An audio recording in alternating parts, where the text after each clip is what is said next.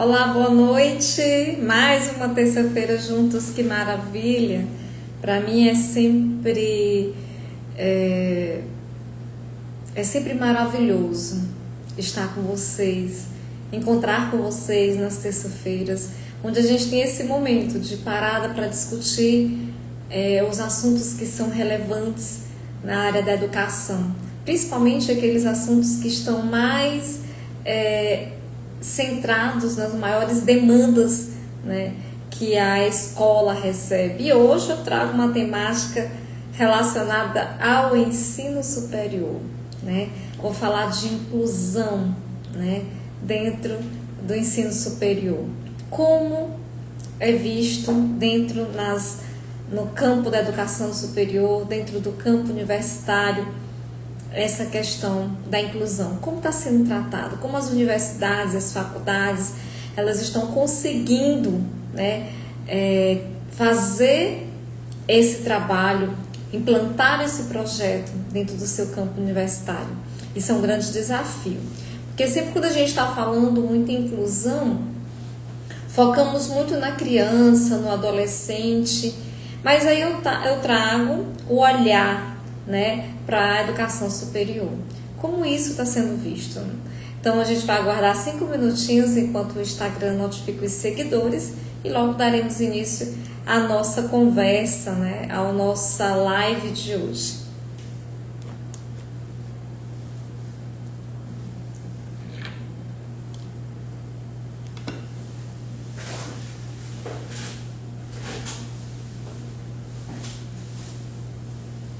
Todos os dias são desafios e desafios, e a gente vai entendendo o quanto é importante estarmos levantando temáticas, né, que estão no dia a dia das escolas. E nessa minha caminhada, conversando com docentes, com gestores, eu fui abordada por um gestor que falou: por que você não trata alguma coisa relacionada lá à educação superior? E aí eu fiquei pensando, por que não trazer essa temática, essa questão da inclusão, não só no olhar da educação básica, mas também esse olhar, né, específico para a educação superior. E hoje nós vamos iniciar a nossa conversa tratando exatamente dessa questão da inclusão no ensino superior. Como isso funciona, como deve ser o nosso olhar, nós enquanto gestores, como devemos preparar a nossa equipe, uma vez que quando o foco é para a educação superior, sempre fica aquele parêntese, né? Como a gestão na educação superior vai entender ou vai conduzir esse processo, se ela vai criar um padrão, se ela vai criar uma normativa, se ela vai construir um projeto específico. E cada instituição tem a sua identidade, sejam as públicas ou as privadas, cada uma tem sua forma, né, de adaptar a sua realidade, de adaptar o seu trabalho, né, de acordo com a necessidade, com a proposta. Sabemos que o campus da universidade ele sempre é bem extenso, né? Ele tem inúmeras áreas, inúmeros profissionais, e cada profissional, cada departamento, né, ele tem uma maneira de se comportar. Mas quando se fala de inclusão, a regra é para todo mundo, né? Não tem essa especificidade, não tem essa coisa direcionada apenas para uma única maneira de trabalhar, ou para cada situação uma realidade. É preciso sentar enquanto gestão e pensar sobre como a nossa instituição ela vai atender, ela vai acolher, né, essa demanda, esses alunos que já trazem consigo algum tipo de deficiência ou transtorno. Aí eu falo da neurodiversidade diversidade, né? O que seria a neurodiversidade? É o conceito de que a variedade natural das configurações do funcionamento neurológico humano é normal e não uma doença, né? Então isso a gente já coloca, claro, né? Eu não tenho que ver uma pessoa com um transtorno porque tem uma doença grave, não. Ele ali, a maneira como ele se comporta, como ele aprende, a maneira como funciona a sua parte de comportamento. Significa que não existe uma única maneira certa de pensar, de aprender, de interagir ou de processar informações. Então, é preciso que o corpo, né, da gestão, o corpo administrativo e docente compreenda que é um processo que a universidade, que a faculdade precisa ter o olhar, né? Como nós vamos projetar, né, a questão da inclusão dentro da nossa instituição? Como vai acontecer? Então, sentar e construir um padrão de acompanhamento. Esse aluno ele precisa ser acolhido dentro das suas limitações intelectuais ou físicas. E dentro da documentação do MEC, onde ela estabelece regras e padrões para cada universidade, para cada curso, né, para aprovação de funcionamento daquele curso, para autorização, né, e reconhecimento, existe uma série de exigências em relação à questão da inclusão, né? Desde a adaptação da parte estrutural. Mas aí eu trago para a questão do projeto, onde nós vamos trabalhar a questão das crianças, dos jovens e dos universitários, porque às vezes a gente recebe pessoas com uma idade bem mais elevada. E hoje o diagnóstico está sendo muito procurado em pessoas já adultas. Então, muitos profissionais que são adultos, eles já estão buscando, né, entender por que eles possuem determinados comportamentos. E já muitos adultos estão sendo diagnosticados, né, com TEA, com TDAH, né, e com outros transtornos. E esses profissionais, essas pessoas, ao ingressarem na universidade, eles precisam ser acolhidos, eles precisam ser recebidos, né? Eles precisam encontrar nesse campus um olhar para a sua realidade, a sua limitação.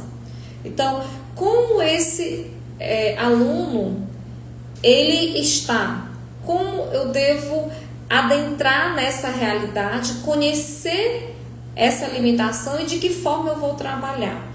Na educação básica, né, esse diagnóstico da escola, não é o diagnóstico que o aluno traz, mas a escola precisa fazer um estudo. Então, vocês vão precisar ter um momento. Primeiro, vocês vão precisar construir o projeto de inclusão da instituição, como vai ser esse acolhimento, e dentro dessa proposta precisa ter a formação do corpo docente. Esse corpo docente, que muitas vezes são bacharéis, na maioria das vezes são graduações muito específicas da área. Então, esse profissional, ele não vai ter um conhecimento mais aprofundado a respeito dessa questão.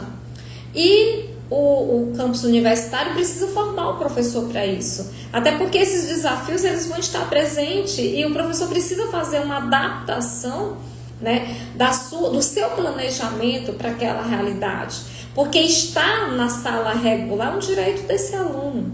Tá? Estar participando do processo de formação, uma vez que existem hoje até cotas para isso, se ele conseguiu ingressar, a instituição tem por obrigação, tá, dedicar espaço para trabalhar esse aluno, essa limitação, que envolvem não somente o conhecimento específico da lei da educação especial, como também dos próprios decretos que vão normatizando e vão instruindo a instituição a respeito de como ela deve agir, desde o estudo de caso, tá? Porque você não pode já chegar imediatamente pedindo que para matricular, já que é um direito dele, para matricular eu tenho que ter o laudo. Não. Ele tem um direito à matrícula, né? Ele foi aprovado e ele tem um direito à matrícula. E no momento que ele matricula, você precisa já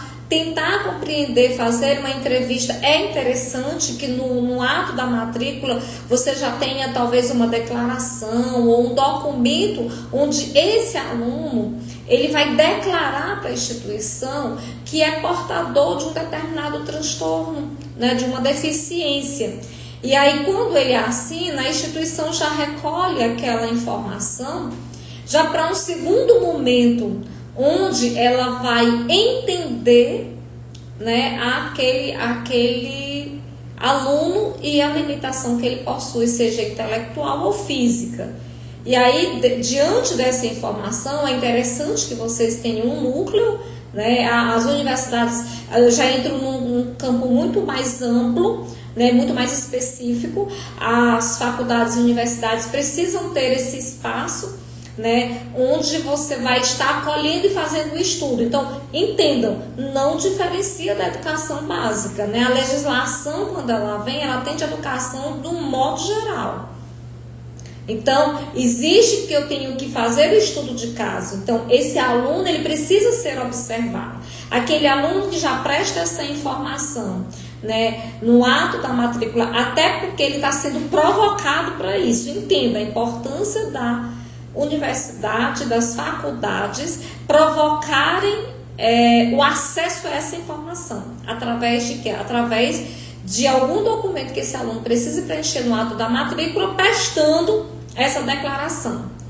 E uma vez o aluno dando a negativa, ele não pode alegar futuramente que a instituição ela se omitiu, né? Ela se omitiu daquela orientação, ela se omitiu daquele acompanhamento. Por isso que é muito delicado e é interessante vocês trazerem o departamento jurídico de vocês para a construção desse documento, porque no ato da matrícula essas informações são importantes para o acompanhamento. A gente não pode negligenciar essas informações, que elas irão compor esse processo de acompanhamento do aluno.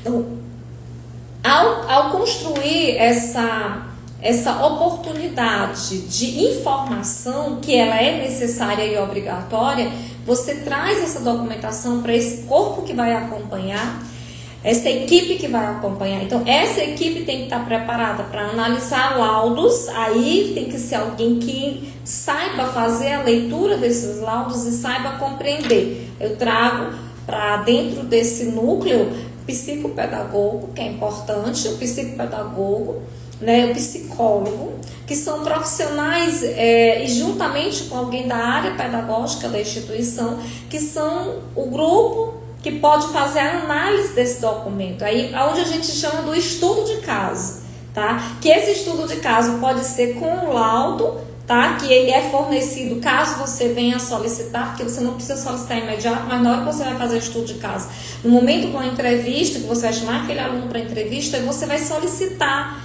Por que eu preciso do laudo? Porque o núcleo ele tem que entender como aquele aluno se encontra e como aquele aluno, que informações são essenciais para que a gente possa construir o PAE, tá? Então eu preciso fazer a construção do PAE e para construir esse PAE eu tenho que ter essas informações e a construção desse documento vai ser exatamente com essa equipe que vai fazer a análise, que vai fazer o estudo de caso. E esse estudo de caso ele pode ter o laudo ou não. Você está entendendo? Aí onde entra, né, a questão da preocupação. Então, dentro do espaço universitário, é muito importante que o corpo que está envolvido nesse processo de construção desse trabalho individual desse aluno, ele entenda isso. Ele compreenda que esses documentos eles são fundamentais. Porque quando chega lá no ensino superior, tem muito aquela coisa de que o aluno ele entra no ensino superior, cada um por si, Deus por todos. Tá? E não funciona bem assim quando se trata, né, da educação especial, quando se trata do processo de inclusão. Porque o campo universitário ele é aberto e todos têm acesso. Seja as pessoas com deficiência visual, física, entendeu? Que seja com transtorno, né? TDAH, TEA, DEPAC, enfim, qualquer que seja a dificuldade, a deficiência que esse aluno tenha, ele tem o direito de ser assistido. É por isso que as universidades e as faculdades, elas precisam estar atentas, porque a lei é para todos, tá? Ela não estabelece que ela é específica para quem está na educação básica. Por isso que eu trouxe essa temática para ser discutida hoje, porque às vezes quem está diante do ensino superior, da educação superior, imagina que eu não vou adentrar nessa realidade, porque o aluno entrou na universidade, enfim, eu não tenho mais nenhuma responsabilidade. Mas se tratando da educação especial, é preciso que a gente tenha, sim, a construção do núcleo. E digo, as universidades, as faculdades, que elas construírem esse espaço e entenderem a necessidade e a importância desse acompanhamento, elas vão ter um grande reconhecimento por parte do Ministério da Educação. Tanto no reconhecimento como autorização dos seus cursos. Tá? Isso gera para a universidade, para a faculdade, uma credibilidade, tá? Uma credibilidade pontual, né? É um trabalho visto de excelência. Então, é importante esse entendimento. Por isso que eu faço a defesa na educação básica, na educação superior, de você ter esse núcleo, né, de acompanhamento. Porque lá na educação básica a gente chama de sala do AE, tá? Lá na educação superior a gente cria um núcleo, tá? Que é esse núcleo de acompanhamento. Então, é importante que seja delegado, que sejam nomeadas pessoas, tá? Que tenham esse conhecimento para fazer essa análise, esse estudo de caso, que você entra do conhecimento completo. E isso pode vir também acompanhado de informações, né, trazidas pelo corpo docente. Então, logo nas primeiras semanas de aula, é importante, por isso que eu falo da importância da formação do corpo docente, ainda antes de começar o período letivo, né, que essa gestão, ela tenha o cuidado de formar os seus professores e pontuar situações que são importantes, porque geralmente o professor que está na educação superior, ele não tem uma formação a respeito dos saberes pedagógicos. Inclusive, o meu mestrado, ele é em cima dessa temática, né? Eu faço essa defesa a respeito do conhecimento mais amplo, mais pedagógico, mas de aprofundamento dos saberes pedagógicos em sala de aula do professor que é bacharel. Porque o professor que tem formação na área de qualquer área específica, né, enfermagem, fisioterapia, medicina, enfim, eles são muito bons no conteúdo deles. Mas quando chega na parte da metodologia, da didática, da avaliação, do planejamento, né, são saberes que eles precisam ser trabalhados e construídos, né, e provavelmente orientados por alguém da área da educação. E aí onde eu coloco que quando eu trato desse acompanhamento muito específico, que eu trato aí de TEA, que eu trato de TDAH, tá? Que eu trato de dislexia, né? Que eu trato de limitação visual, física, é preciso que eu tenha uma estrutura montada. E vejam que hoje os concursos Enem já estão todos adaptados para isso. E a universidade, os centros universitários e as faculdades, elas precisam entender a importância desse olhar. E a obrigatoriedade, não tem como a gente fugir dessa realidade. Por isso eu trouxe essa temática, porque eu sempre foco muito na educação básica. E alguns profissionais da educação superior, professora, fala lá como é que deve funcionar a educação superior, porque quando chega lá tudo parece ser muito livre, não fica à vontade.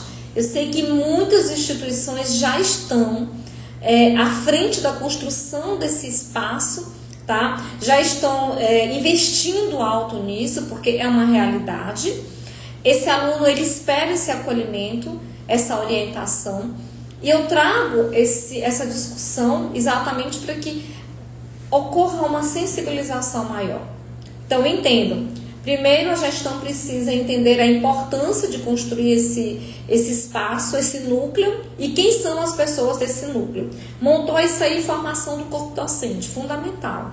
Sentar com o corpo docente e passar toda a orientação. Isso é o primeiro passo, falar sobre todas as deficiências intelectuais, todos os transtornos, entendeu? E como provavelmente vai ser o comportamento, né, desses alunos dentro de uma sala de aula, dentro de um espaço, né, universitário, seja dentro da sala de aula, fora, na biblioteca, enfim. As pessoas precisam entender, né, como é que um aluno que provavelmente tem um diagnóstico de TDAH, como ele se comporta, que tem TOD, quem tem TEA, tá? E essas crianças, de alguns anos atrás, elas já estão entrando na universidade. E as pessoas que estão na universidade precisam conhecer essa realidade. Já estão entrando nas faculdades. E elas precisam conhecer essa realidade. E aí você traz essa temática para discussão exatamente porque geralmente as universidades elas não param para ter esse olhar. Algumas sim, mas vejam que não é um olhar geral. Você tem que parar e entender que ali é mais um setor. Ali é mais um departamento da tua instituição, né? E é importante que você reúna a sua equipe. Então, veja lá, montou a equipe, o núcleo, fez as discussões da legislação, montou o padrão da instituição, como a instituição vai agir, como ela vai trabalhar, senta com a equipe de docentes, forma essa equipe, explica como isso vai funcionar, como vai ser esse trabalho dentro da instituição. Depois você vai receber o aluno e vai entender tudo sobre esse aluno. Aí a gente monta os documentos, inclusive eu deixo aqui um espaço para qualquer que seja a instituição, se desejar um momento comigo para que eu possa estar apresentando caminhos de como você deve trabalhar, eu me coloco à disposição através da minha consultoria, Juscelene Mello. A gente tem programas e planos específicos para a inclusão dentro das universidades e faculdades. Então você vai montar, né, o encaminhamento, né, a parte de orientação, como vai ser feito esse trabalho. E para que eu faça esse trabalho com esse aluno, eu preciso conhecer ele, tá? E para conhecer ele, eu tenho que fazer o estudo de caso. E de preferência que esse estudo de caso venha acompanhado de laudos e relatórios. Aí sim, é o momento onde eu trago esse aluno para o momento da entrevista e eu vou entender, né, através do que eu vou colocar para esse aluno, né, de que critérios eu vou utilizar para entender como aquele aluno está, como tudo começou, se ele toma medicação, se ele precisa de atividades adaptadas. Então eu vou conhecer esse aluno, porque se esse aluno ele já tem esse diagnóstico de alguns anos, então ele já tem um padrão, né? Eu preciso conhecer.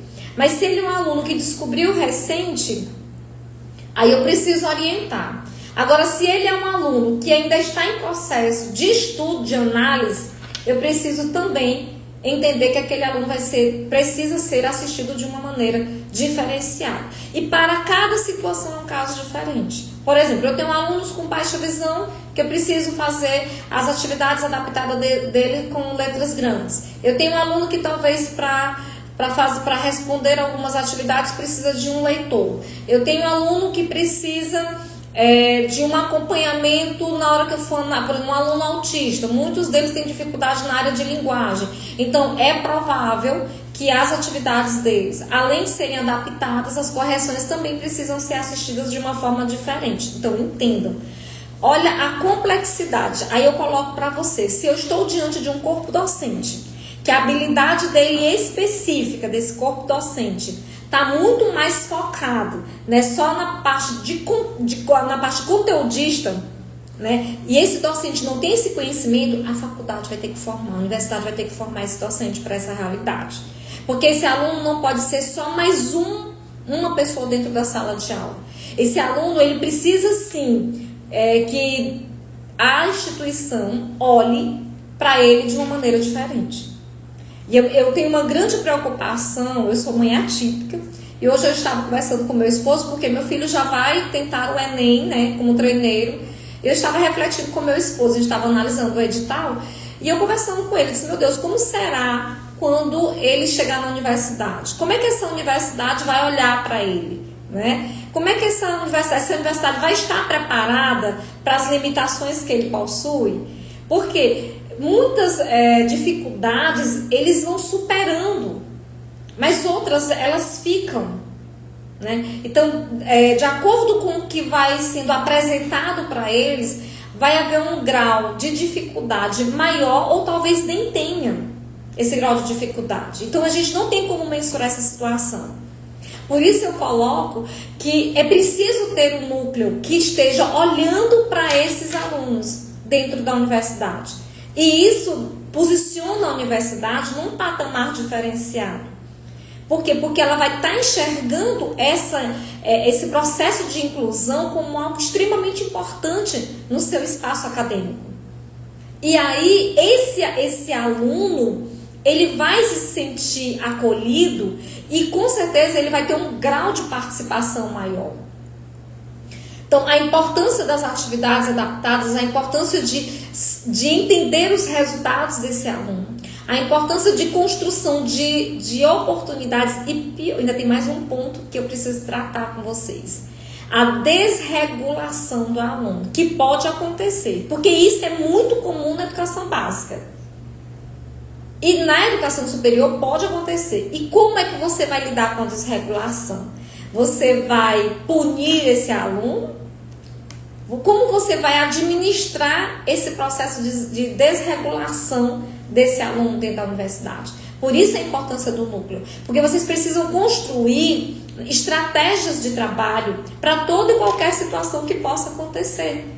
Para que vocês não sejam pegos de surpresa.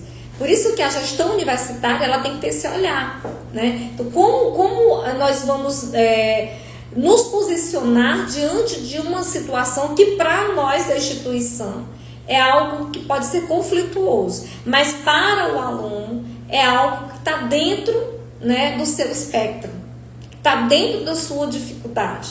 Então, eu trago isso como ponto para que a gente possa estar refletindo, porque são situações que podem causar um desconforto na aprendizagem e no progresso desse aluno, por se achar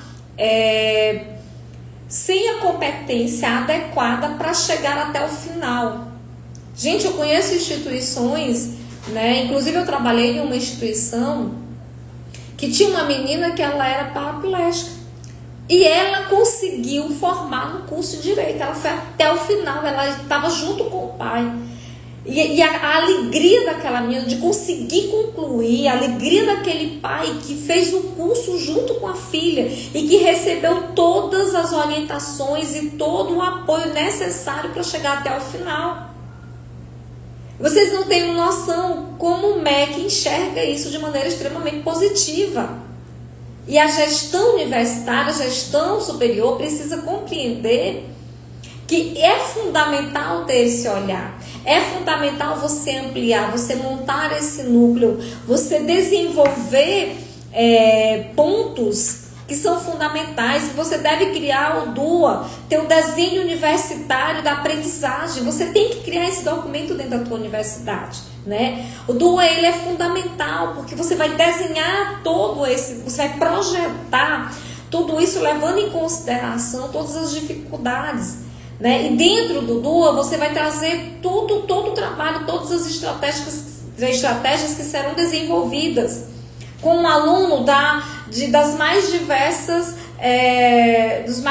transtornos ou deficiências físicas, visuais, intelectuais. Então você vai pontuar se o aluno com TEA, como vai ser? Vai ser assim, assim. E se você receber um aluno com uma escola que eu faço acompanhamento, a direção me ligou ontem, né, para me colocar que está recebendo uma criança, como ela deve se posicionar, né? Ela vai receber uma criança, ainda está em processo ainda de fazer as entrevistas, enfim, que a criança tem TDAH, a criança tem TEA, a criança tem síndrome de Down e a criança está sendo analisada com TOD, ainda não foi fechado o diagnóstico.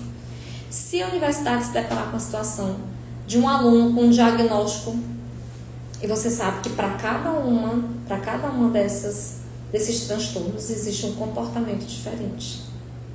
Então, por isso a importância de você ter um núcleo muito bem estruturado, com pessoas que tenham um conhecimento bem amplo a respeito da educação especial, com pessoas que saibam encontrar direcionamento. Então você precisa ter esse apoio nesse núcleo para que você seja assertivo, né, nas estratégias, né, que serão projetadas para cada uma desses alunos. Então eu trago esse olhar para essa discussão para o ensino superior, para a educação superior, para essa gestão universitária, desse cuidado que é extremamente importante.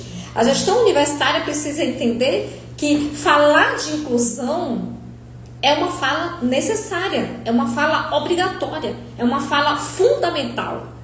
Porque esses pais que têm filhos, né, com transtornos, com deficiências, eles estão esperando um acolhimento, assim como tem lá na educação básica.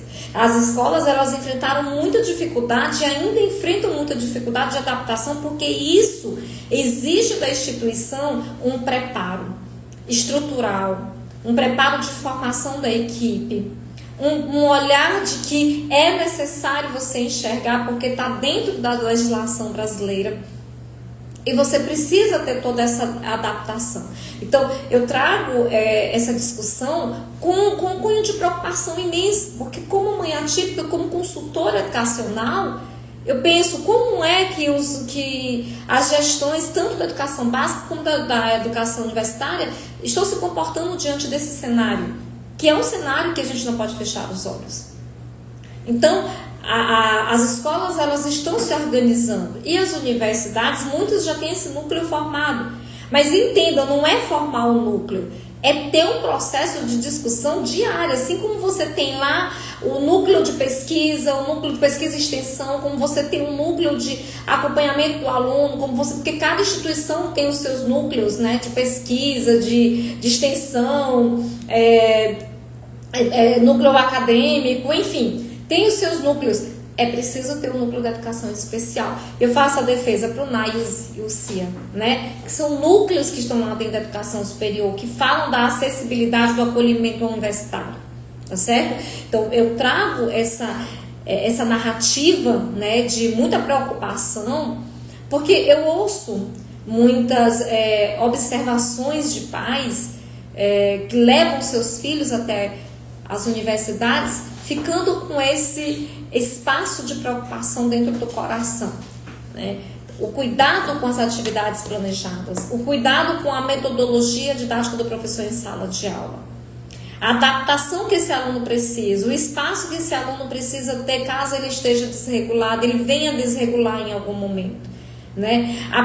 Como essa universidade vai aproveitar o potencial desse aluno, porque tem aluno que ele tem inúmeras habilidades. Então tem alunos que às vezes eles não conseguem expressar o seu conhecimento através só de respostas subjetivas ou objetivas. Ele precisa provavelmente de uma outra forma de expressar, né, o seu conhecimento. E a faculdade precisa ter conhecimento de como lidar, né, com essa diversidade de informação.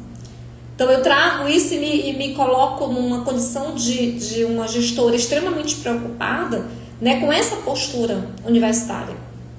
Porque sempre a universidade, entendam, eu não estou aqui julgando o trabalho universitário, eu apenas quero incentivar, né, as universidades e faculdades a ampliarem cada vez mais, tá, a sua proposta, o seu projeto, se tratando da inclusão. Que isso seja um cenário visível, né, e admirável dentro da instituição. Que esse aluno se sinta acolhido e confortável por ter um olhar diferenciado, porque ele sim será um profissional. Ele vai sair dessa universidade, ele vai levar o nome dessa universidade dentro da sua profissão.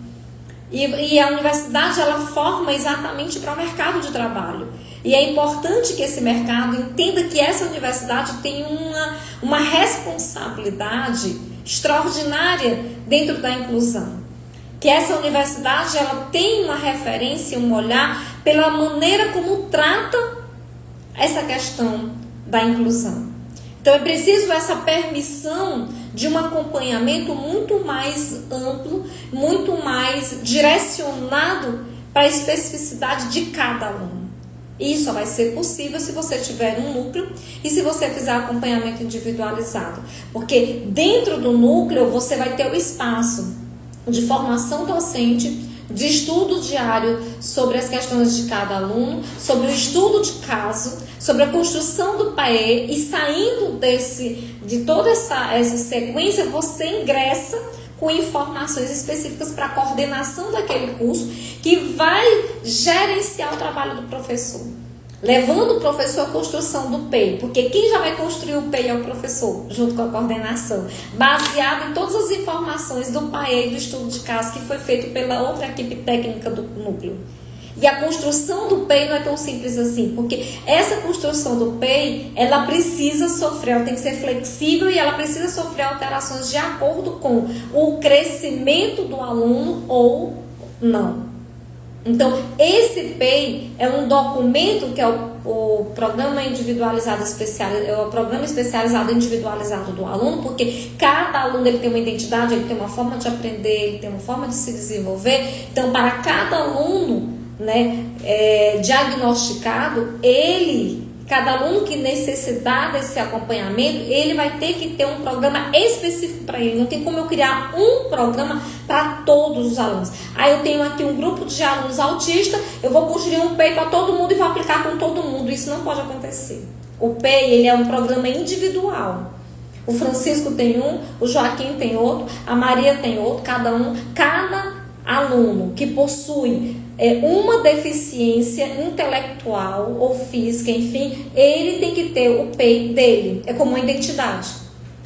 Só que aquele PEI ele vai sofrer sim, ele é flexível porque ele vai sofrer alteração, de acordo com a necessidade, tá? Quando eu falo da questão do comportamento, então vai ter períodos que esse aluno ele pode ter um comportamento X e outro Y, esse aluno pode regredir e ele pode avançar.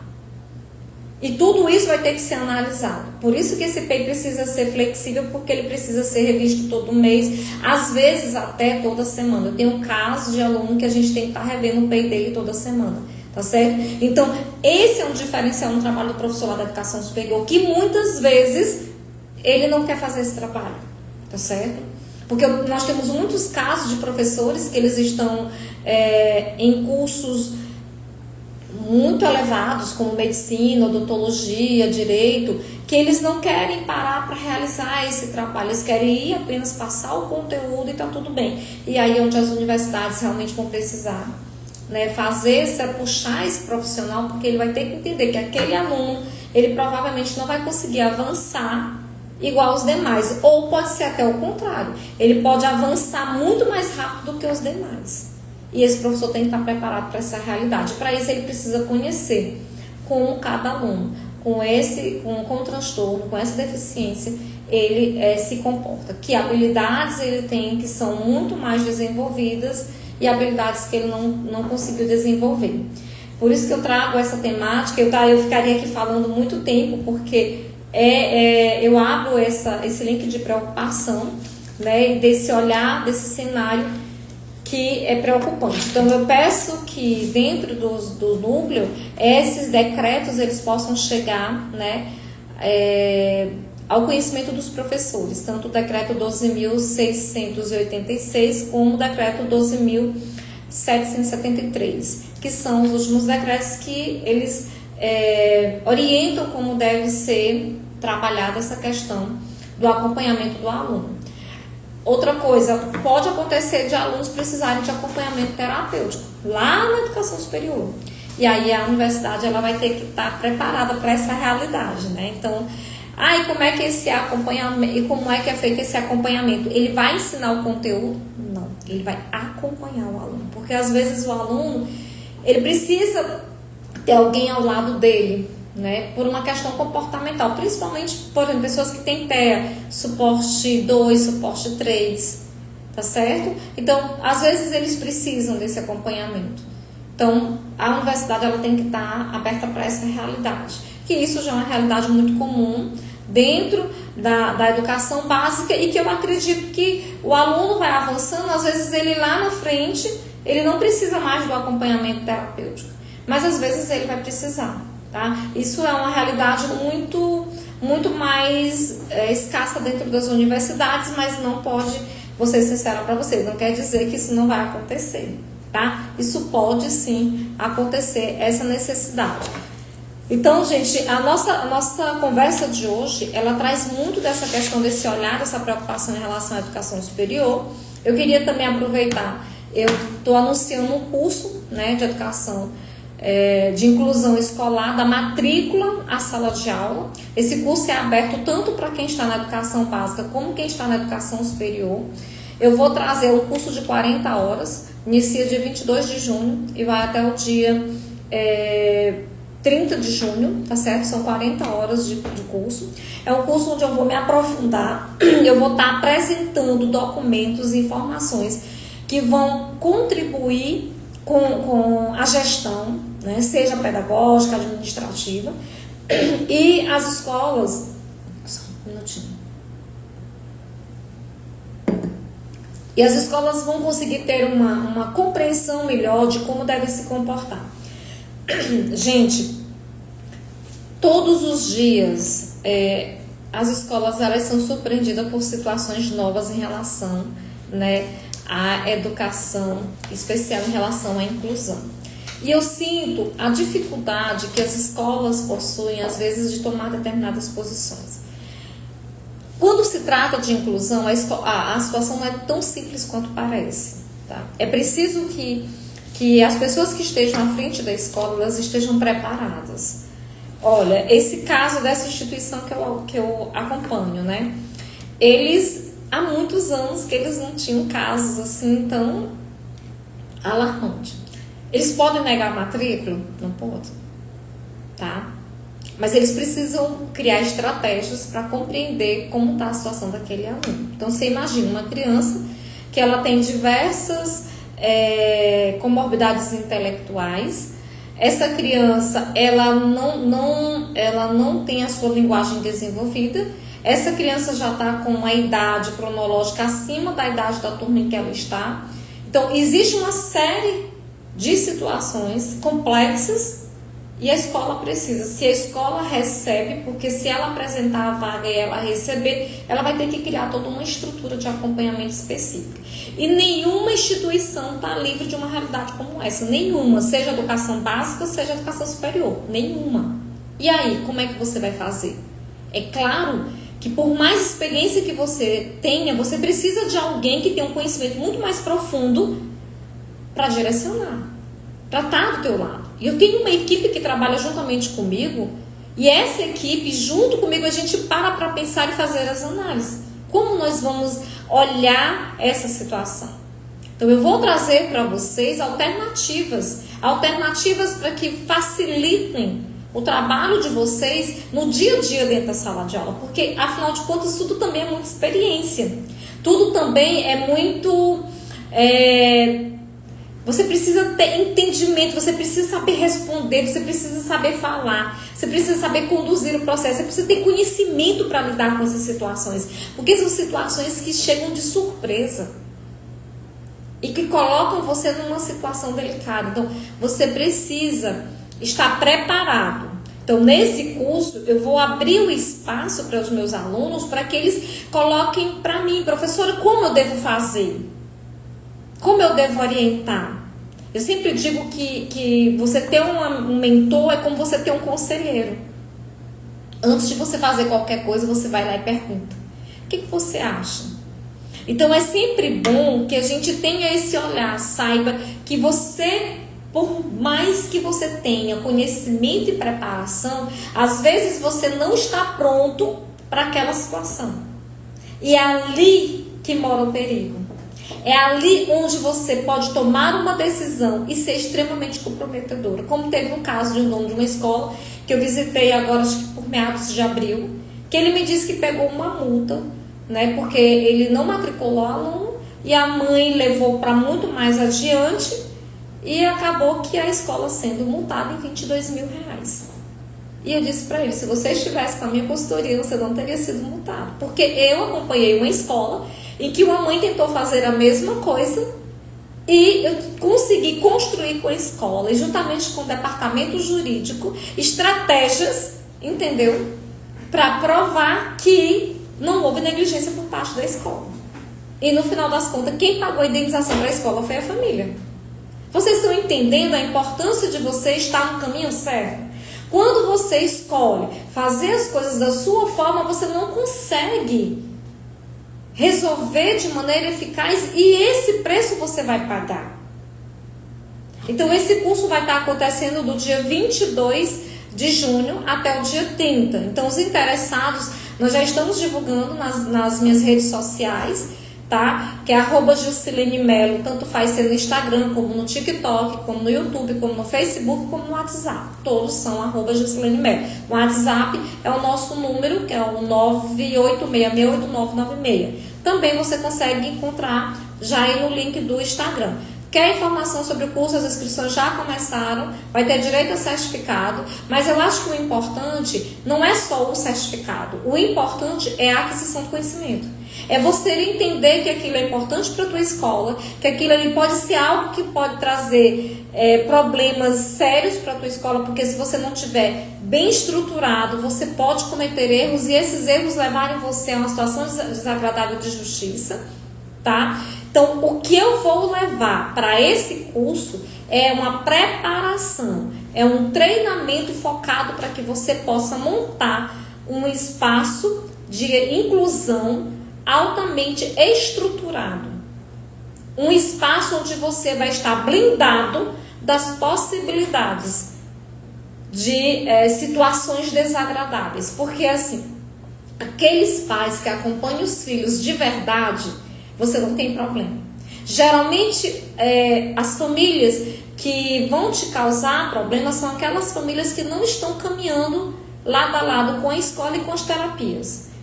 Então, dificilmente uma família que faz todo o trabalho correto, que recebe toda a orientação, a escola vai ter problema. Se você não quer ter problemas, dificuldades, situações desconfortáveis, você precisa participar do curso de inclusão escolar comigo.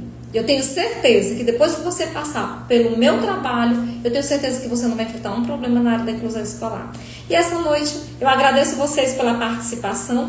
Amanhã eu tenho um grupo de estudo que eu queria também convidar vocês. Amanhã nós iniciamos um grupo de estudo gratuito, gente. Olha que maravilha. O LEP, que é o Laboratório de Estudos Pedagógicos. Tá? A gente começa amanhã. O primeiro tema desse curso é exatamente sobre inclusão. Eu estou batendo muito forte na questão da inclusão, porque a dificuldade ainda é muito grande. A gente vai estar tratando da questão da inclusão escolar, mas logo nos outros temas são temas muito mais focados para a sala de aula e para a gestão. Participem, tá certo?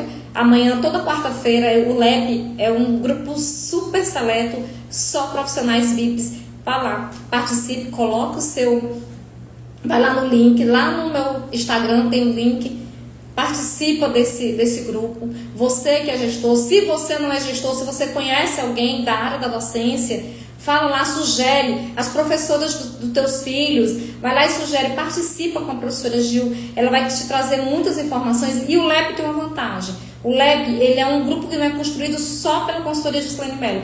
Nós temos vários profissionais. Esse espaço, ele é um espaço para todos os profissionais. Ele não é um espaço da Jusilene Melo. Ele é um espaço do grupo de pessoas inconformadas na educação que querem transformar a sua escola e a sala de aula. Gente, muito obrigada, boa noite, até o nosso próximo encontro, a nossa próxima terça-feira. E fique de olho em todos os meus canais de comunicação: YouTube, Facebook, TikTok, Instagram e WhatsApp. Sejam bem-vindos a esse universo de conhecimento da consultoria Jusilene Melo. Boa noite.